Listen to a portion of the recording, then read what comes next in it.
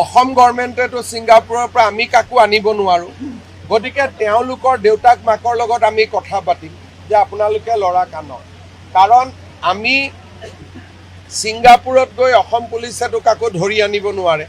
সেইবাবে এটা ব্যৱস্থাৰ মাজেৰে আমি তেওঁলোকক আনিব লাগিব।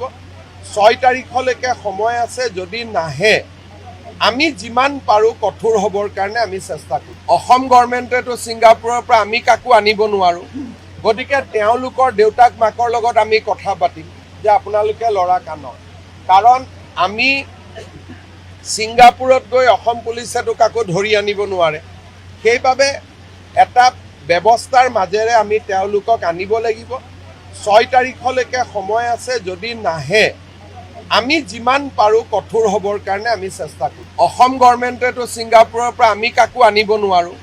গতিকে তেওঁলোকৰ দেউতাক মাকৰ লগত আমি কথা পাতিম যে আপোনালোকে ল'ৰা কানক, কাৰণ আমি ছিংগাপুৰত গৈ অসম পুলিচেতো কাকো ধৰি আনিব নোৱাৰে।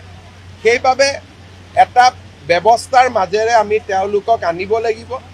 6 তাৰিখলৈকে সময় আছে, যদি নাহে আমি যিমান পাৰোঁ কঠোৰ হ'বৰ কাৰণে আমি চেষ্টা কৰিম। অসম গভৰ্ণমেণ্টেতো ছিংগাপুৰৰ পৰা আমি কাকো আনিব নোৱাৰোঁ। গতিকে তেওঁলোকৰ দেউতাক মাকৰ লগত আমি কথা পাতিম যে আপোনালোকে ল'ৰা কানক, কাৰণ আমি ছিংগাপুৰত গৈ অসম পুলিচেতো কাকো ধৰি আনিব নোৱাৰে। সেইবাবে এটা ব্যৱস্থাৰ মাজেৰে আমি তেওঁলোকক আনিব লাগিব। 6 তাৰিখলৈকে সময় আছে, যদি নাহে আমি যিমান পাৰোঁ কঠোৰ হ'বৰ কাৰণে আমি চেষ্টা কৰিম।